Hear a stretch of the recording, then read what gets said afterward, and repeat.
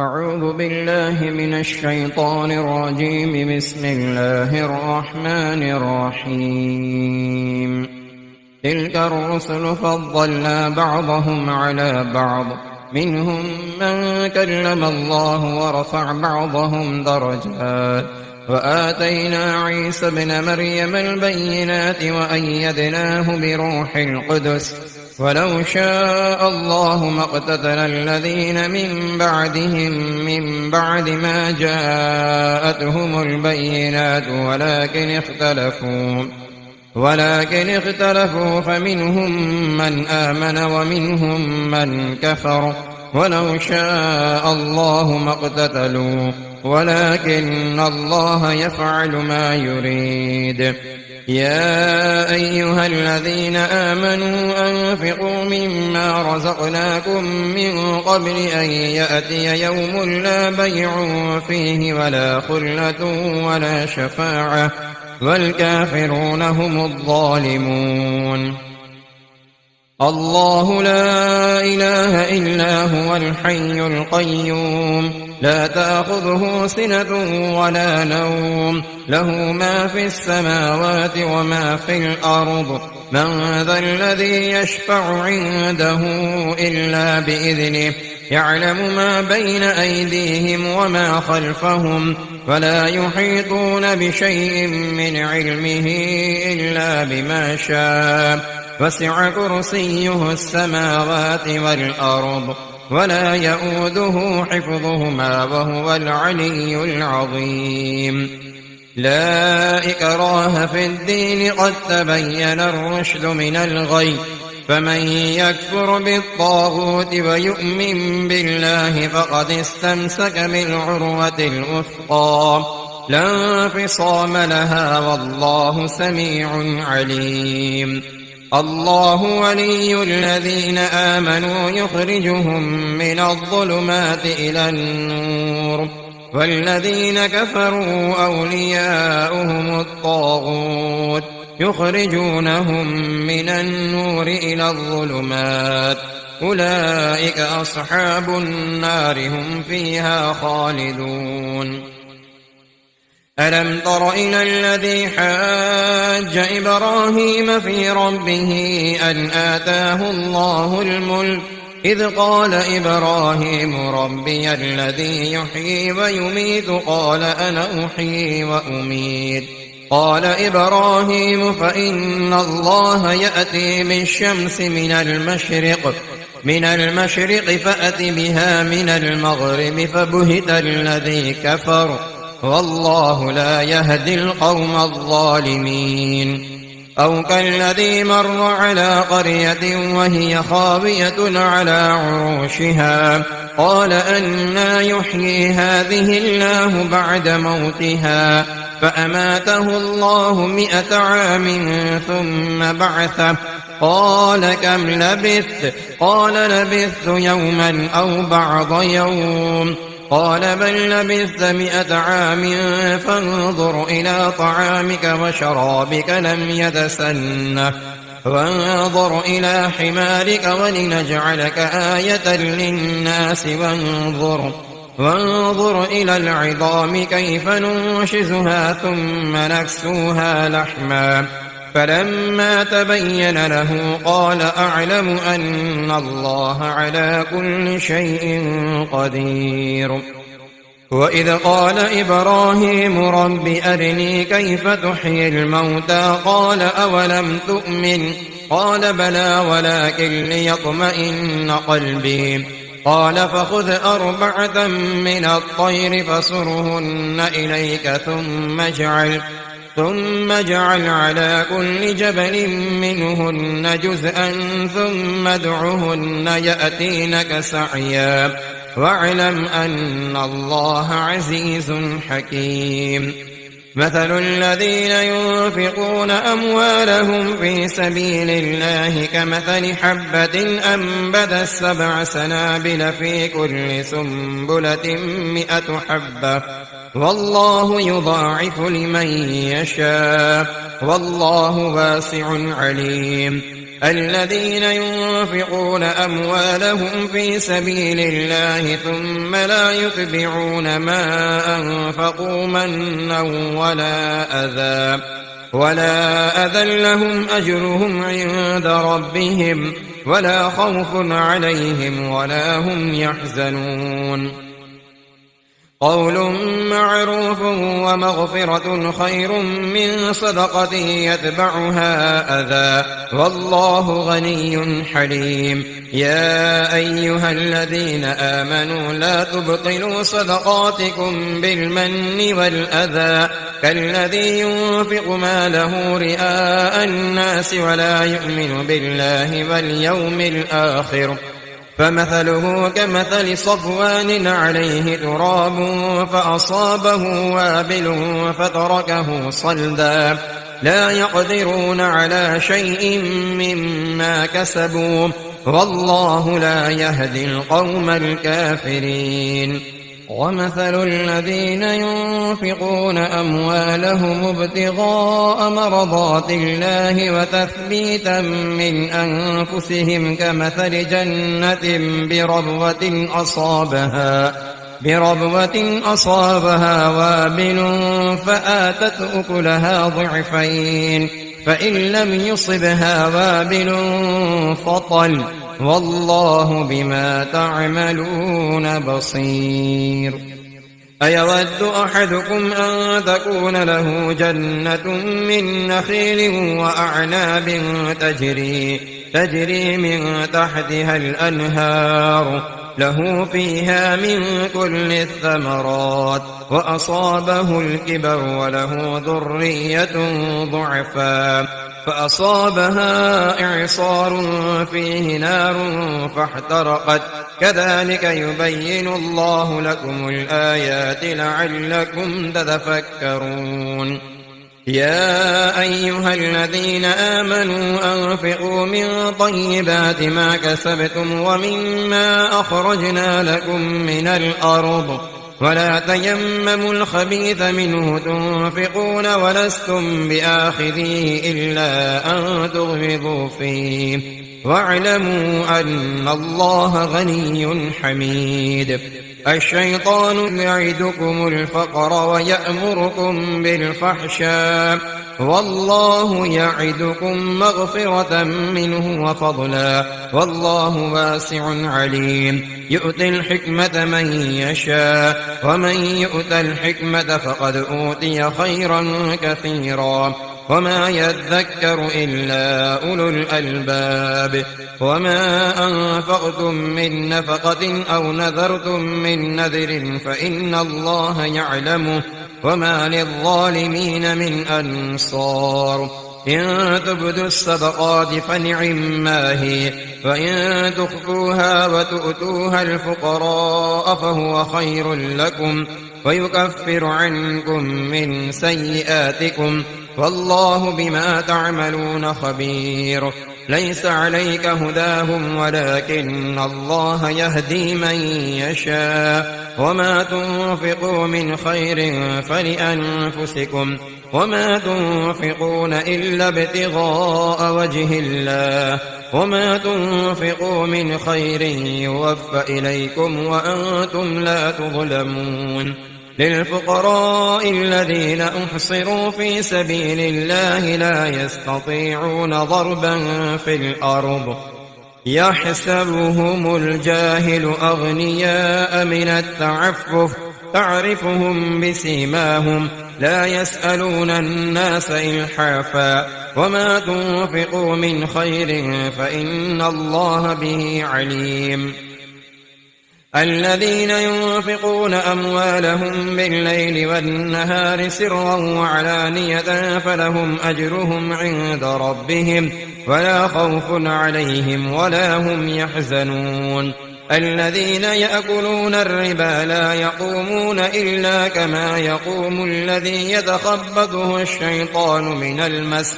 ذلك بأنهم قالوا إنما البيع مثل الربا وأحل الله البيع وحرم الربا فمن جاءه موعظة من ربه فانتهى فله ما سلف وأمره إلى الله، ومن عاد فأولئك أصحاب النار هم فيها خالدون. يمحق الله الربا ويربي الصدقات، والله لا يحب كل كفار أثيم. إن الذين آمنوا وعملوا الصالحات وأقاموا الصلاة وآتوا الزكاة لهم أجرهم عند ربهم ولا خوف عليهم ولا هم يحزنون. يا أيها الذين آمنوا اتقوا الله وذروا ما بقي من الربا إن كنتم مؤمنين، فإن لم تفعلوا فأذنوا بحرب من الله ورسوله، وإن تبتم فلكم رؤوس أموالكم لا تظلمون ولا تظلمون. وإن كان ذو عسرة فنظرة إلى ميسرة، وأن تصدقوا خير لكم إن كنتم تعلمون. واتقوا يوما ترجعون فيه إلى الله ثم توفى كل نفس ما كسبت وهم لا يظلمون.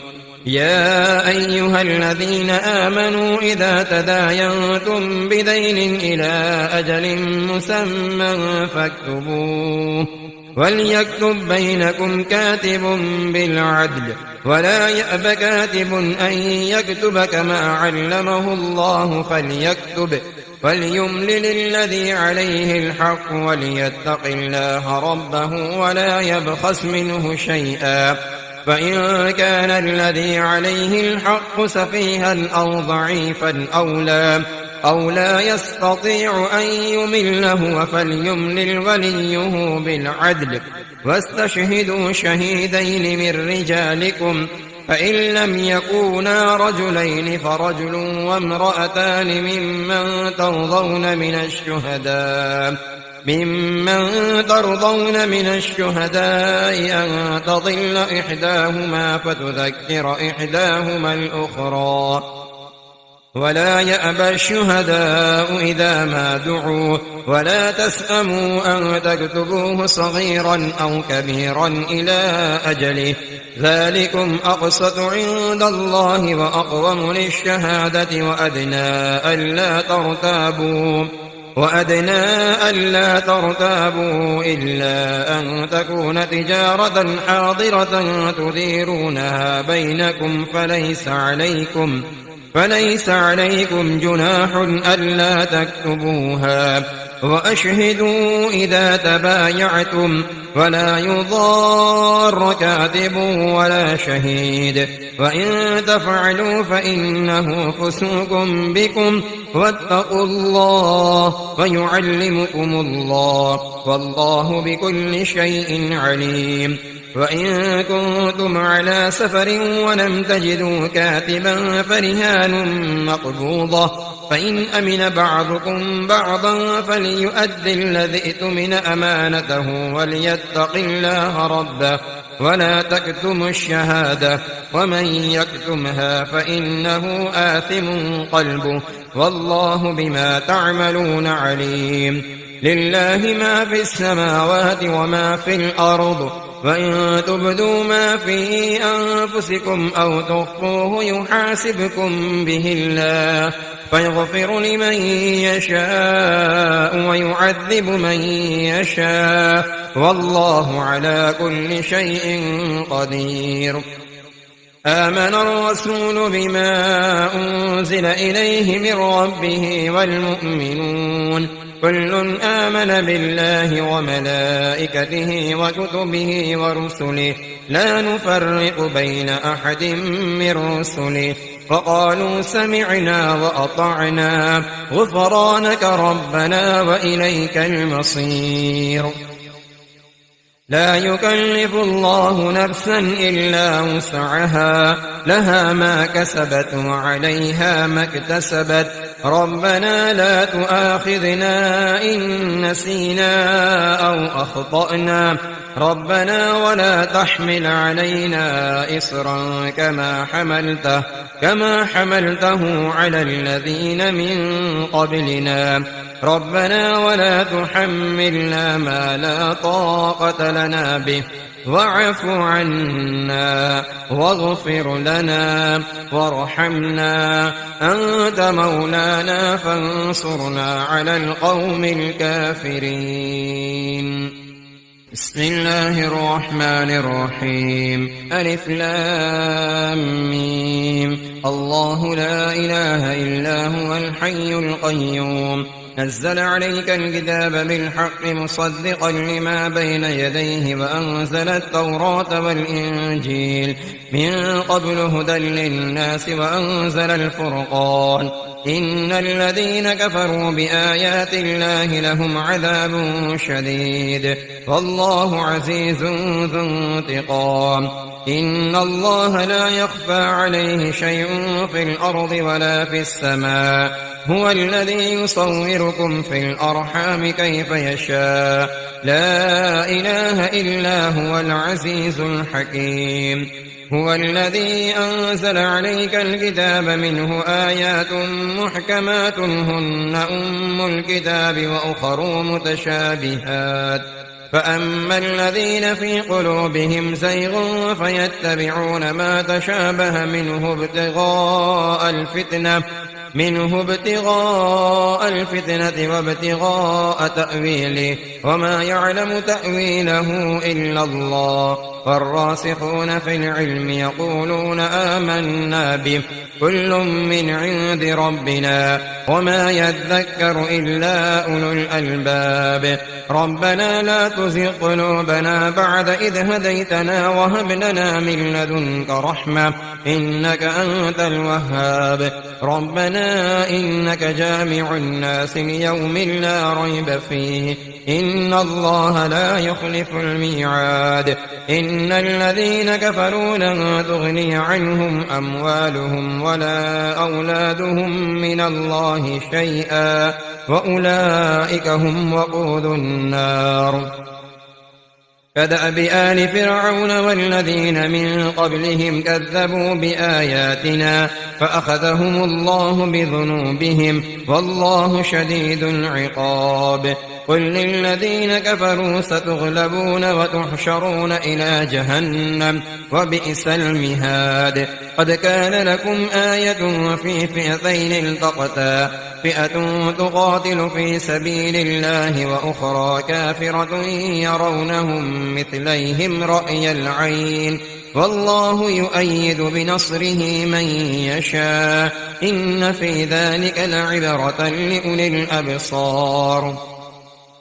زين للناس حب الشهوات من النساء والبنين والقناطير المقنطرة من الذهب والفضة والخيل المسومة والأنعام والحرث ذلك متاع الحياة الدنيا والله عنده حسن المآب.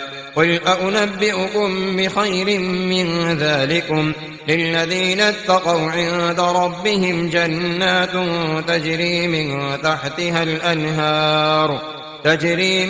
تحتها الأنهار خالدين فيها وأزواج مطهرة ورضوان من الله والله بصير بالعباد.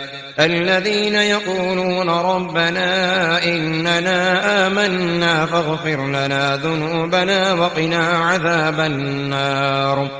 الصابرين والصادقين والقانتين والمنفقين والمستغفرين بالأسحار شهد الله أنه لا إله إلا هو والملائكة وأولو العلم قائما بالقسط لا إله إلا هو العزيز الحكيم.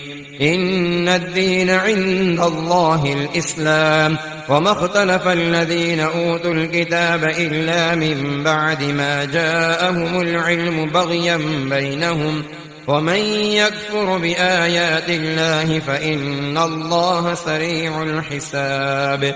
فإن حاجوك فقل أسلمت وجهي لله ومن اتبعني وقل للذين أوتوا الكتاب والأميين أأسلمتم فإن أسلموا فقد اهتدوا وإن تولوا فإنما عليك البلاغ والله بصير بالعباد. إن الذين يكفرون بآيات الله ويقتلون النبيين بغير حق ويقتلون الذين يأمرون بالقسط من الناس فبشرهم بعذاب أليم. أولئك الذين حبطت أعمالهم في الدنيا والآخرة وما لهم من ناصرين. ألم تر إلى الذين أوتوا نصيبا من الكتاب يدعون إلى كتاب الله ليحكم بينهم ثم يتولى فريق منهم وهم معرضون. ذلك بأنهم قالوا لن تمسنا النار إلا أياما معدودات وغرهم في دينهم ما كانوا يفترون. فكيف إذا جمعناهم ليوم لا ريب فيه ووفيت كل نفس ما كسبت وهم لا يظلمون. قل اللهم مالك الملك تؤتي الملك من تشاء وتنزع الملك ممن تشاء وتعز من تشاء وتذل من تشاء بيدك الخير إنك على كل شيء قدير. تولج الليل في النهار وتولج النهار في الليل وتخرج الحي من الميت وتخرج الميت من الحي وترزق من تشاء بغير حساب.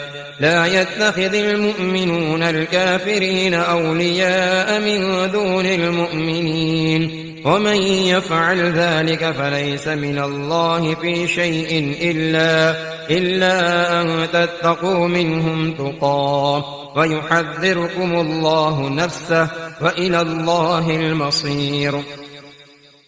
قل إن تخفوا ما في صدوركم أو تبدوه يعلمه الله ويعلم ما في السماوات وما في الأرض والله على كل شيء قدير.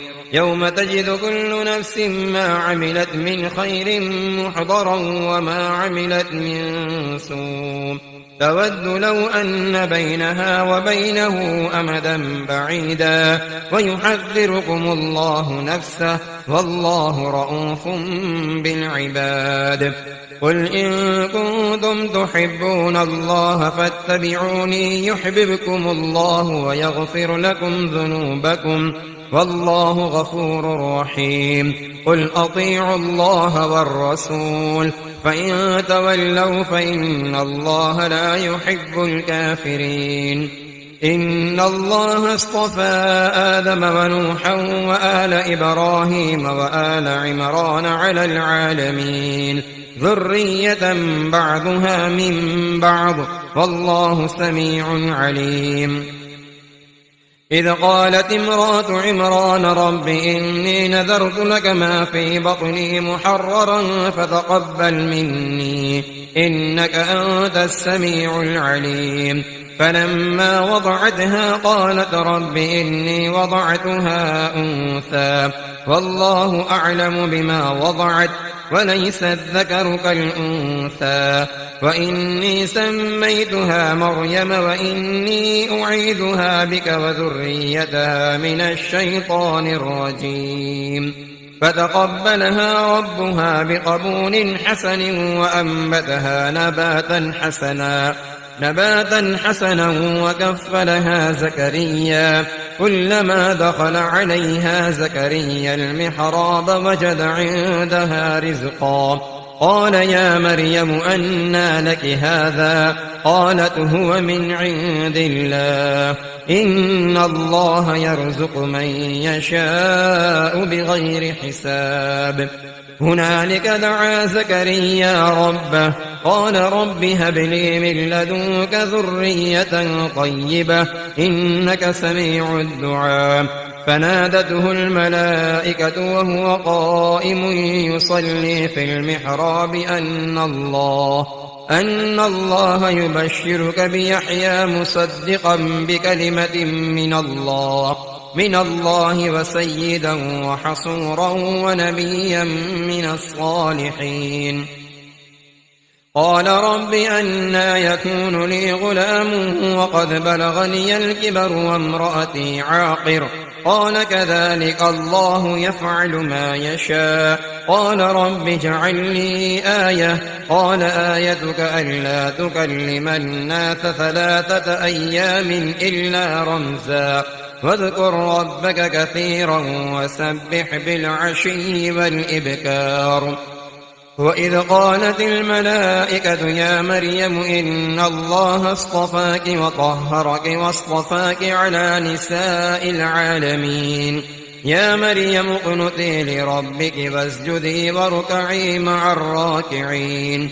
ذلك من أنباء الغيب نوحيه إليك وما كنت لديهم إذ يلقون أقلامهم أيهم يكفل مريم وما كنت لديهم إذ يختصمون.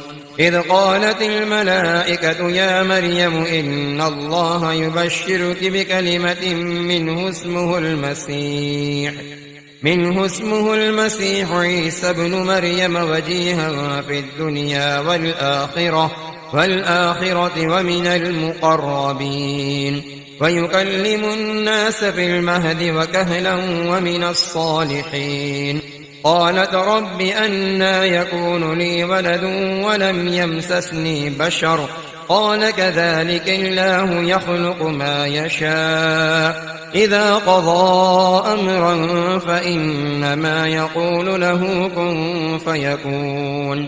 ويعلمه الكتاب والحكمة والتوراة والإنجيل ورسولا إلى بني إسرائيل أني قد جئتكم بآية من ربكم أني أخلق لكم من الطين كهيئة الطير فأنفخ فيه فيكون طيرا بإذن الله وأبرئ الأكمه والأبرص وأحيي الموتى بإذن الله وأنبئكم بما تأكلون وما تدخرون في بيوتكم إن في ذلك لآية لكم إن كنتم مؤمنين.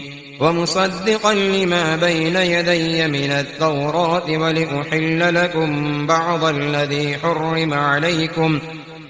الذي حرم عليكم وجئتكم بآية من ربكم فاتقوا الله وأطيعون إن الله ربي وربكم فاعبدوه هذا صراط مستقيم.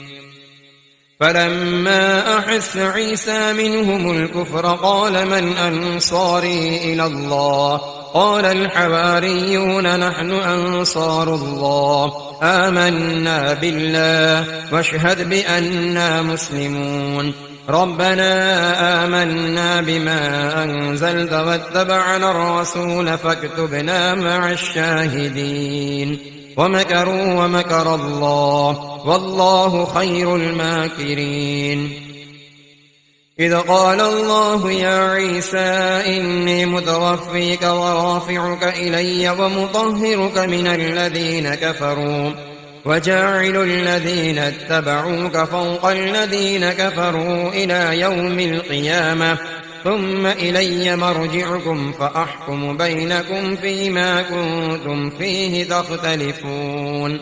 فأما الذين كفروا فأعذبهم عذابا شديدا في الدنيا والآخرة وما لهم من ناصرين. وأما الذين آمنوا وعملوا الصالحات فيوفيهم أجورهم والله لا يحب الظالمين. ذلك نتلوه عليك من الآيات والذكر الحكيم. إن مثل عيسى عند الله كمثل آدم خلقه من تراب ثم قال له كن فيكون. الحق من ربك فلا تكن من الممترين. فمن حاجك فيه من بعد ما جاءك من العلم فقل تعالوا ندع أبناءنا وأبناءكم ونساءنا ونساءكم وأنفسنا وأنفسكم ثم نبتهل فنجعل لعنة الله على الكاذبين إن هذا لهو القصص الحق وما من إله إلا الله وإن الله لهو العزيز الحكيم فإن تولوا فإن الله عليم بالمفسدين قل يا أهل الكتاب تعالوا إلى كلمة سواء بيننا وبينكم ألا نعبد إلا الله ولا نشرك به شيئا ولا يتخذ بعضنا بعضا أربابا من دون الله فإن تولوا فقولوا اشهدوا بأننا مسلمون يا أهل الكتاب لم تحاجون في إبراهيم وما أنزلت التوراة والإنجيل إلا من بعده أفلا تعقلون ها أنتم هؤلاء حاججتم فيما لكم به علم فلم تحاجون فيما ليس لكم به علم والله يعلم وأنتم لا تعلمون ما كان إبراهيم يهوديا ولا نصرانيا ولكن كان حنيفا مسلما وما كان من المشركين إن أولى الناس بإبراهيم للذين اتبعوه وهذا النبي والذين آمنوا والله ولي المؤمنين ودت طائفة من أهل الكتاب لو يضلونكم وما يضلون إلا أنفسهم وما يشعرون يا أهل الكتاب لم تكفرون بآيات الله وأنتم تشهدون يا أهل الكتاب لم تلبسون الحق بالباطل وتكتمون الحق وأنتم تعلمون وقالت طائفة من أهل الكتاب آمنوا بالذي أنزل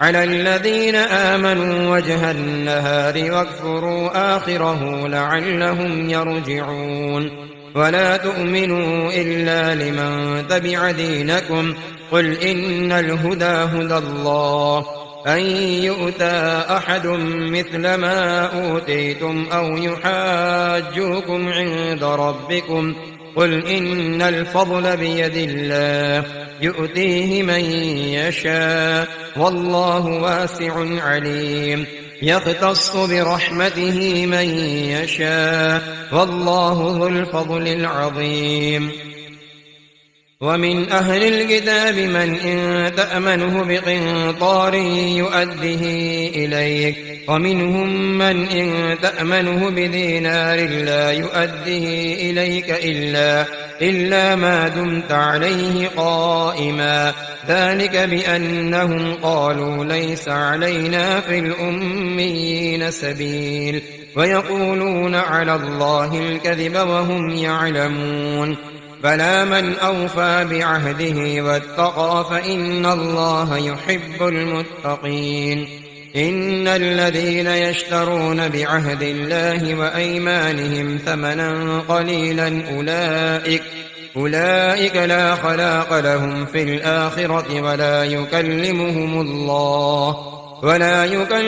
الله ولا ينظر إليهم يوم القيامة ولا يزكيهم ولهم عذاب أليم وإن منهم لفريقا يلوون ألسنتهم بالكتاب لتحسبوه من الكتاب وما هو من الكتاب ويقولون هو من عند الله وما هو من عند الله ويقولون على الله الكذب وهم يعلمون ما كان لبشر أن يؤتيه الله الكتاب والحكم والنبوة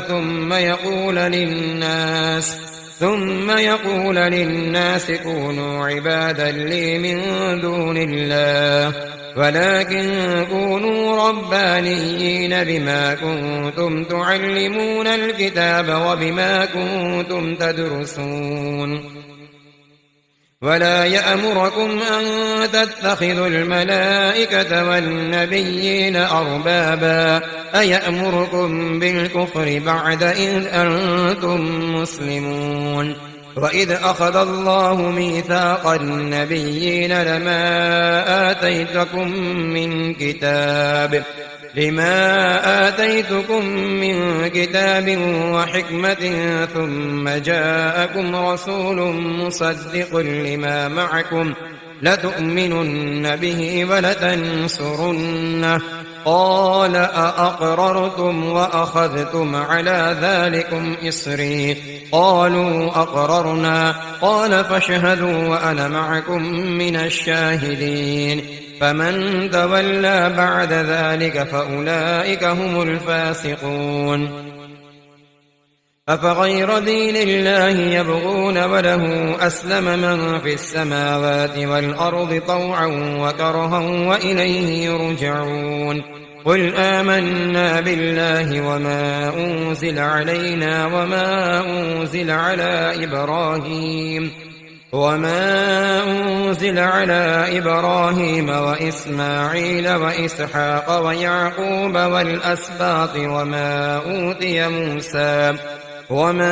أوتي موسى وعيسى والنبيون من ربهم لا نفرق بين أحد منهم ونحن له مسلمون ومن يبتغ غير الإسلام دينا فلن يقبل منه فهو في الآخرة من الخاسرين كيف يهدي الله قوما كفروا بعد إيمانهم وشهدوا أن الرسول حق وجاءهم البينات والله لا يهدي القوم الظالمين أولئك جزاؤهم أن عليهم لعنة الله والملائكة والناس أجمعين خالدين فيها لا يخفف عنهم العذاب ولا هم ينظرون إلا الذين تابوا من بعد ذلك وأصلحوا فإن الله غفور رحيم إن الذين كفروا بعد إيمانهم ثم ازدادوا كفرا لن تقبل توبتهم وأولئك هم الضالون إن الذين كفروا وماتوا وهم كفار فلن يقبل من أحدهم ملء الأرض ذهبا ولو افتدى به أولئك لهم عذاب أليم وما لهم من ناصرين